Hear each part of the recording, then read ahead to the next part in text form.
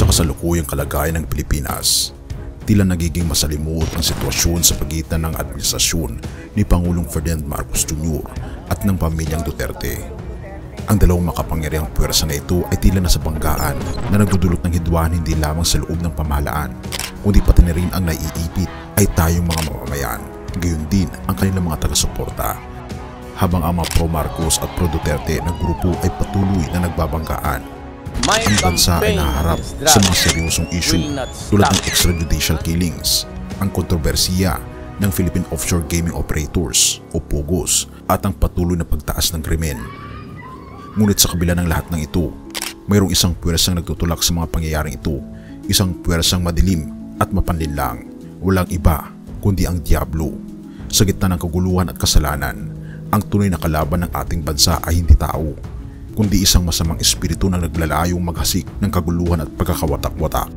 Ito ang dahilan kung bakit higit natin kailangan ang ating Panginoon Diyos at ang ating Panginoon Jesus sa ating buhay ngayon upang magbigay liwanag sa kadiliman at magdala ng kapayapaan at katarungan sa ating bansa. Sa ganitong panahon ng krisis, tanging ang Panginoon lamang ang ating sandigan at pag-asa. Ano nga ba ang mangyayari sa ilang mga oras, mga araw, buwan at mga taon sa ating bansa? Ano ang binabanggit ng Biblia? Halika, atin itong pagnilay-nilayan, mga kaibigan. Ang content pala na ito ay handog sa inyo ng The Great Controversy, ang librong nakakaalam ng ating hinaharap at base sa aking experience, lalo ko pang naintindihan ang ibig sabihin ng mga binabanggit sa Daniel at Revelation at paano mo mas maintindihan ang mga bagay na nangyayari sa sanlibutan at paano mo maihanda ang iyong sarili sa hinaharap. Ang Great Controversy ay hindi lamang isang libro, kundi ito ay isang telescope upang mas maintindihan mo ang binabanggit ng Biblia at makita mo ang plano ng kaaway upang sirain tayo sa hinaharap at upang makita mo rin kung paano magtatagumpay ang ating Panginoong Diyos sa buhay natin sa hinaharap. Mula sa 4,900, ito ay nasa 799 na lamang at limited stocks lang talaga dahil pinag-aagawan ngayon ito sa merkado. Kaya kung interesado ka, ay click mo sa ibaba ang link para sa iyong order. Salamat kaibigan at tayo magpatuloy. Sa pag-usbong ng kasaysayan mula sa pananaw ng Kristiyano, malagang tandaan na may nakatakdang timeline ng mga pangyayari at sa kabuuan ng timeline na ito, paulit-ulit na lumilitaw ang isang individual. Isang individual na nababalot ng misteryo, na nababalot ng kadiliman. Ang individual na ito ay isang enigma na nakarap sa mga sulat ng mga propeta, ay naglalakad sa mga anino ng hinaharap ng kasaysayan na nagiiwan ng mga bakas na parehong mahirap hanapin at malalim. Ang kanyang presensya, ang kanyang espiritu ay narito sa ating bansa at umiiral sa ating mundo ngayon. Ngunit ang kanyang presensya ay talagang inaasahan pa rin. Ang kanyang pagdating ay tulad ng isang madilim na ulap na nakabitin sa kalangitan, nagbubunga ng mahabang anino sa unti-unti nitong pag-usbong ng kasaysayan ng kasangkatauhan. Ang individual na ito, ang tao ng kasalanan, ang tao ng walang batas, ang unang halimaw, ang anak ng kapahamakan na nakarating na sa ating bansa. Makikita natin ang bawat kaguluhan sa ating bansa, ang mga planong pagpapababa sa ating Pangulo habang nabubuhay tayo sa ating mga pang-araw-araw na buhay sa mga huling araw. Nagiging lalong maliwanag na hindi tayo mga pasibong tagamasid lamang, kundi mga aktibong kalahok sa mga huling araw. Nakatira tayo sa huling araw na ibinabala ng Biblia. Nakatira tayo sa mga huling araw na sinasabi ng banal na kasulatan. Nasa panahon tayo ng Mateo Kabanata 24. Nasa panahon tayo ng simula ng mga kalungkutan. Nasa panahon tayo ng mga digmaan at mga balibalita ng digmaan. Nasa panahon tayo kung saan ang mga bansa ay bumabangon laban sa mga bansa at mga kaharian laban sa mga kaharian. Nasa panahon tayo ng tagutom, mga salot at mga lindol sa iba't ibang lugar. Ang ideya na ang mundo ay nasa isang krusada ay isang klise o isang pagmamalabis. Ito ay isang matalim na realidad para sa mga nakikita ang mundo sa pamamagitan ng lente ng Biblia. Ang orasan ng kasaysayan ay hindi lamang tumatakbo. Ito ay tumitibok kasama ng tibok ng puso ng katuparan ng propesiya. Ang pagtitik na ito ay hindi simpleng countdown, kundi isang pagbibilang patungo dahil ang kasaysayan ay hindi gumagalaw kung saan-saan. Malinaw ang Biblia Ang kasaysayan ay nagsimula sa Genesis 1 verse 1 at patungo ito sa katapusan sa Pahayag Kabanata 22. Sa makatuwid, ang pagtitik na ito ay hindi simpleng pagbibilang pababa, kundi isang pagbibilang patungo sa katuparan ng propesiya, isang pagbibilang patungo sa aklat ng pahayag, isang pagbibilang patungo sa kaganapan ng lahat ng bagay. Bawat tiktak ay isang hakbang patungo sa pagdating ng isang konklusyon na iniscript ng Diyos ni Abraham, Isaac at Jacob. Hindi tayo nag-uusap tungkol sa isang walang kabulang imbensyon. Pinag-uusapan natin ang pagtitik ng oras, ang pag-ikot ng kalendaryo, at ang paglipas ng mga taon na walang tigil na gumagalaw sa ating mundo patungo sa paglalantad ng tao ng kasalanan. Ang unang halimaw, ang taong walang batas, ang anak ng kapahamakan, ang masama. Siya ang tinatawag na Antikristo. Ang isang mabilis na sulyap sa mga headlines sa anumang pangunahing balita ay magpapakita sa iyo na may malaking tensyon sa pagitan ng iba't ibang bansa at iba't ibang komunidad, kabilang na ang ating bansa. Araw-araw ang mga headline ay patuloy na isang global na komunidad na nasa bingit ng isang malagim na digmaang pandaigdig. Hindi ito isang bagay na maaaring baliwalain. Ang mundo ay nakakasaksi ng pagtaas ng mga alitan at tunggalian na hindi nakikita sa mga nakaraang alaala. Tumitindi ang tensyon sa mga rehiyon na kilala at hindi kilala, mula sa matagal ng alitan sa gitnang silangan hanggang sa tumataas na pag-alala sa Europa, mula sa mga teritorial sa pagtatalo-talo sa South China Sea hanggang sa patuloy na tensyon sa ating bansa, ang pagitan ng mga Marcos at Duterte. Ang mga headline mula sa gitnang silangang Asya ay puno ng nakakabahalang balita at ang tensyon sa rehiyon ay ramdam. Kamakailan lamang lumabas ang mga ulat na naghahanda ang Israel para sa inaasahang mga pag-atake ng Iran at Hezbollah. Ang sitwasyon ay delikado na mayroong mga kredibleng impormasyon na nagsasabing maaring tumugon ang Iran sa loob ng susunod na 24 oras hanggang 48 hours bilang tugon. Mabilis na kumilos ang Estados Unidos na nag-deploy ng karagdagang mga barkong pandigma at jet sa rehiyon upang harapin ang anumang potensyal na pag-atake ng Iran. Ang eskalasyong ito ay higit pa sa isang geopolitical na maneuvering. Ito ay isang malinaw na paalala sa atin na tayo ay nabubuhay sa mga hindi pangkaraniwang panahon. Ang propesiya ng Biblia ay nagbibigay ng malaking tuko sa Israel, lalo na sa konteksto ng mga huling araw. Ang Israel ay ang prophetic timepiece na nagpapahiwatig na malapit na ang mga pangyayaring hinulaan ng kasulatan, at tayo, ang mga piniling Israel, ang totoong Israel na kumikilala sa ating Panginoon Kristo. Dapat tayo magbantay ng mabuti sa mga nagaganap doon, sapagkat may mga pangyayari sa atin na madalas na padaigdigang implikasyon. Ang mga kaganapan sa gitnang silangan ay hindi lamang politikal. Ang mga ito ay malalim na espiritual, nakahanay sa prophetic timeline na inilatag ng ating Panginoong Diyos sa kanyang salita. Nagpadala ang United States ng malakas na armas sa gitnang silangan, kabilang ang mga aircraft carrier, destroyers at advanced fighter jets tulad ng F-35. Hindi lamang ito mga hakbang na pang-opensibo, kundi mga paghahanda para sa isang posibleng malawakang labanan. Ang mundo ay naghihintay ng may kaba, nagtatanong kung ano ang mangyayari sa mga susunod na oras at araw. Ngunit bakit dapat tayo mag-alala bilang mga mananampalataya? Ano ang kahulugan ng eskalasyon sa gitnang silangan sa malaking plano ng mga bagay? At gayon din, ano ang ating nakikita sa hidwaan sa ating bansa? Ang Biblia ay nagbibigay sa atin ng maraming impormasyon tungkol sa mga huling araw. At ang nasasaksihan natin ngayon ay nakakabahala sa mga hula ng kasulatan. Ang tensyon na nakikita natin sa Israel at sa kalapit nitong bansa ay hindi lamang isang bagay ng internasyonal na alalahanin, kundi isang bagay na may malalim na espiritual na kahulugan.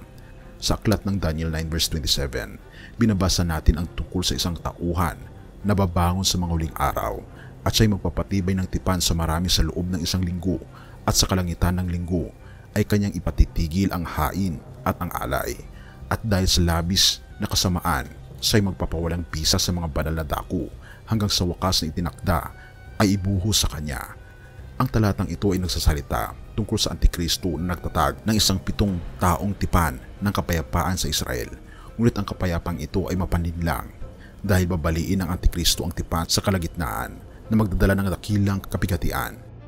Nagbabala rin ang propeta na si Prophet Isaiah tungkol sa huwad na kapayapaan na ito sa Isaiah 28 verse 18 na nagsasabing, "At ang inyong tipan sa kamatayan ay mawawala ng bisa, at ang inyong kasunduan sa impyerno ay hindi tatayo. Kapag ang umaapaw na salot ay dumaan, kayo tatapakan ito. Ang dakilang kapighatian na inilarawan sa Aklat ng Pahayag ay isang panahon ng 7 taon, ay panahon na kung saan ibubuhos ng Diyos ang kanyang puot sa isang mapaghimagsik na mundo. Ito ay isang panahon ng walang kapantay na pagdurusa kung saan ang mga paghatol ng Diyos ay magpapabagsak sa lupa. Ang Antikristo na pinapalakas ni Satanas ay babangon sa pandaigdigang kapangyarihan sa panahong ito. Nililinlang niya ang mga bansa, gumagawa ng mga himala at ipinapahayag pa ang kanyang sarili bilang Diyos. Ang unang kalahati ng kapighatian ay makikita ang Antikristo na nagpapatatag ng kanyang kapangyarihan, nagdadala ng isang anyo ng kapayapaan at kaayusan sa isang mundo na nasa kaguluhan. Ngunit ang kapayapaan na ito ay isang huwad at sa kalagitnaan ng panahong ito ibubunyag niya ang kanyang tunay na kalikasan. Dudungisan niya ang muling itinayong templo sa Jerusalem. Itinatag ang isang imahen ng kanyang sarili upang sambahin at hihingin na ang lahat ng tao ay tatanggap ng tanda sa kanilang kamay o noo na kung wala ito ay hindi sila makakabili o makakapagbenta. Ang ikalawang kalahati ng kapighatian na kilala bilang dakilang kapighatian ay isang panahon ng matinding pag-uusig para sa mga tumatanging sumamba sa Antikristo. Sinasabi ng banal na kasulatan, ang Biblia, na sa panahong ito mararanasan ng mundo ang hindi pa nararanasan ng mga kaguluhan, digmaan at tagutom, mga salot, likas na sakuna ng walang kapantay na sukat. Gayunpaman, kahit nasa gitna ng mga paghatol na ito, ang awa ng ating Panginoon Diyos ay may papahayag sa mga magbabalik loob sa Kanya na magsisisi at mananampalataya. Ngayon, habang iniisip natin ang mga kaganapang nagaganap sa ating harapan, dapat nating tanungin ang ating mga sarili, nakikita ba natin ang mismong pundasyon na tinatag ng tipan ng kapayapaang nabanggit sa kasulatan? Posible bang nakikita natin ngayon ang mga pasimula ng pag-angat ng Antikristo? Ang Biblia ay nagsasabi sa atin na maging mapagbantay, manalangin ng walang batid at maging handa. Hindi tayo tinawag upang mamuhay sa takot, kundi sa pamagitan ng pananampalataya na nalalaman natin na ang ating Panginoon Diyos na makapangyarihan. Sa lahat ng mga pangyayari, malaki man o maliit, siya ang ating kasama. Ang mga tanda ng panahon ay nasa paligid natin. Binalaan tayo ng ating Panginoon Jesus sa Mateo 24 verse 6-8. At kayo makakarinig ng mga digmaan at mga lingaw-ngaw ng mga digmaan. Tingnan ninyo na huwag kayong mabahala sapagkat kinakailangang mangyari ang lahat ng mga bagay na ito. Datapwat hindi pa ang wakas, sapagkat magtitindig ang bansa laban sa bansa at ang kaharian laban sa kaharian, at magkakaroon ng mga tagutom at mga salot at mga lindol sa iba't ibang dako. Lahat ng mga ito'y pasimula ng mga kapighatian. Ang mga pasimula ng mga kapighatian ay tulad ng mga sakit sa panganganak, tumataas sa dalas at tindi habang tayo ay lumalapit sa katapusan ng panahon. Ang tunggalian sa gitnang silangan, ang lumalaking tensyon at mga banta ng digmaan ay lahat ay tanda na ang mundo ay nagdurusa sa bigat ng kasalanan at paghihimagsik laban sa ating Panginoong Diyos. Ngunit para sa mga nasa ating Panginoon Kristo, ang mga pangyayaring ito ay tanda ng pag-asa sapagkat ipinapakita nila na malapit na ang pagbabalik ng ating Panginoon Jesus, ang ating tagapagligtas na walang iba kundi ang ating Panginoong Kristo. Habang pinapanood natin ang mga pangyayaring nagaganap, huwag tayong maging kampante. Ang pangangailangan ng oras ay hinihingi na tayo maging mapagbantay. Ipahayag ang ebanghelyo ng may kagyat at ihanda ang ating mga puso para sa mga darating na pangyayari. Hinihikayat tayo ni Apostol Pablo sa unang Tesalonica 5 verse 2-4, sapagkat kayo rin ang lubos na nakakaalam na ang araw ng Panginoon ay darating na gaya ng magnanakaw sa gabi, sapagkat pagka sinasabi nila kapayapaan at katiwasayan, kung magkagayo darating sa kanila ang biglang pagkawasak na gaya ng pagdaramdam ng isang babaeng nagdadalang tao at hindi makakatakas. Gusto kong itanong sa iyo ang isang serye ng mga katanungan. Ito'y may mga katanungan na hindi ko lahat masasagot, ngunit mga katanungan na dapat magbigay sa atin ng oras upang mag-isip ng malalim tungkol sa mga panahon na ating ginagalawan. Posible bang ang mga nasasaksihan natin ngayon ay ang mismo nga pundasyon para sa tipan ng kapangyarihan ng kapayapaang nabanggit sa kasulatan? Posible ba ang mga pangyayari na nagaganap sa ating harapan ay ang pasimula ng pag-angat ng Antikristo? Posible ba na ang aklat ng pahayag ay hindi lamang isang malayong hinaharap na pangyayari, kundi malapit na maganap sa ating kaligitnaan? Ito'y mga seryosong katanungan, mga kaibigan. Ipinapaalala nito sa atin na tayo ay nabubuhay sa mga pambihirang panahon, mga panahon na nangangailangan sa atin na maging espiritual na gising at mapanuri. Sinasabi ng Biblia na ang espiritu ng Antikristo ay kumikilos na sa ating mundo. Ngunit posible ba? Ngunit paano tayo magiging handa? Hindi natin alam ang eksaktong oras o araw kung kailan magaganap ang mga pangyayaring ito. ngunit alam natin ang mga tanda ay nasa ating paligid na. Sinasabi ng ating Panginoon Jesus na tayo mapagbantay at laging mapanalanginin, na maging handa para sa kanyang pagbabalik at mamuhay ng may kahandaan. Habang tayo ay nagtatapos, isaalang-alang natin ang bigat ng panahon na ating ginagalawan. May mga ulat sa loob ng susunod na 24 oras. Ang gitnang silangan ay maaring muling magulo sa isa pang marahas na tunggalian na inaasahan ng Israel ang pag-atake mula sa Iran at Hezbollah. Ang mundo ay naghihintay ng may kaba, tinatanong kung ano ang susunod na mangyayari. Ang mga kaganapang ito ay hindi lamang mga politikal na galaw. Ang mga ito ay mga alingaw-ngaw ng mga babala ng propesiya na nakalatag sa kasulatan. Ipinapaalala nito sa atin ang entablado ay nihahanda para sa katuparan ng propesiya ng mga huling araw, kung saan ang Antikristo ay babangon sa kanyang kapangyarihan. Sa taong ito na malaking kawalan ng katiyakan na may nalalapit na halalan ng pagkapresidente ng Estados Unidos at nalalapit ng halalan ng pagkasenador sa ating bansa sa 2025. May mga nagsasabi na ang susunod na presidente ay maaaring maging kasangkapan ng Antikristo. Sa gitna ng pandaigdigang kaguluhan, naintindihan kung bakit ang mga tao ay maaaring mag-isip ng ganong paraan. Ang mundo ay tunay na nasa isang estado ng pangangailangan. Naghahanap ng isang tao na maaaring magdala ng katatagan at kapayapaan sa isang lalong nagiging magulong kalakaran. Ngunit kailangan natin ang ating Panginoon Jesucristo sa pagkakataong ito. Siya lamang ang makakatulong sa atin. Gayunpaman, dapat nating tandaan na ang Antikristo ay hindi kinakailangang maging presidente ng Estados Unidos. Siya ay maaaring manggagaling saan man. Hanggang sa dumating ang araw na iyon, mananatili tayong matatag, umahawak sa salita ng ating Panginoon Diyos at namumuhay ng mga buhay na nakalugod-lugod sa Kanya. Ang mundo ay maaaring nasa kapuluhan. Ngunit bilang mga mananampalataya, alam natin kung paano magtatapos ang kwento. Ang Antikristo ay babangon. Ngunit ang ating tunay na hari, ang ating Panginoon Jesucristo, ang ating tagapagligtas, ay babalik sa kalulatian upang talunin siya at magdala ng walang hanggang kapayapaan. Kahit itutok natin ang ating mga mata sa ating Panginoon Jesus, na siyang may akda at tagatapos ng ating pananampalataya, at matagpuan nawa tayong tapat sa kanyang pagbabalik. Purihin ang ating Panginoong Diyos. At salamat kaibigan sa iyong panonood. Tayo manalangin. Ama naming banal na makapangyarihan naming Diyos, kami po'y lubos na nagpapasalamat sa inyo na sa gitna Panginoon ng mga alitan sa aming bansa at sa buong mundo, at nakikita po namin ang mga babala ng Mateo 24. Nakikita po namin, Panginoon, ang pag-usbong ng Antikristo, at naniniwala po kami na kayo po ang dadaig sa Kanya sapagkat dinaig niyo na po siya sa krus.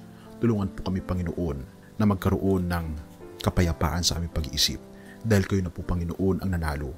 Tulungan kaming lagi magpasakop sa inyo. Gabayan po kami at patawarin sa lahat ng aming pagkukulang at pag-asala, at tulungan kami maging tapat hanggang sa huli. Salamat po, Panginoong Diyos, na inyo pong ipinapaalala sa amin ang inyo pong grasya at pagmamahal sa mga makasalanang katulad po namin. Tulungan po kami, Panginoon, na manatiling tapat, bitbit ang inyong kautusan na aming itong sinusunod, sapagkat binabanggit ninyo sa John 14 verse 15, kung talagang iniibig po namin kayo, ay susundin namin ang inyong mga utos.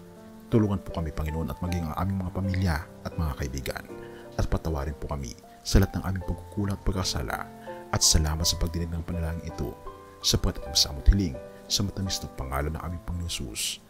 Amen. Isipin mo ang pagkakaroon ng kaalaman upang makita ang likod ng kaguluhan, upang makahanap ng pag-asa sa gitna ng kawalan ng pag-asa, at upang maunawaan ang tunay na mga puwersa na kumikilos sa ating mundo. Dating ipinagbawal ito sa publiko dahil sa napakahalagang mensahe nito laban sa umiira na kasamaan sa mundo, at milyong-milyong tao na ang may kopya nito, kasama na ang pinakatanyag at maimpluwensyang mga tao. Ang The Great Controversy ay hindi lamang isang libro. Ito ay isang liwanag na gumagabay sa iyo sa mga madidilim na panahon at nag-aalok ng pag-asa, lakas at kaliwanagan. At ito nag-reflect ng malaki sa aking buhay at sa milyong-milyong tao na nakabasa nito. Mula sa 4,900, ngayon ay 799 pesos lang. Libre ang shipping, limitado ang stock. At hindi lahat ay magkakaroon ng pagkakataon na makakuha ng librong ito dahil sa kakaunti lamang ang kopya nito.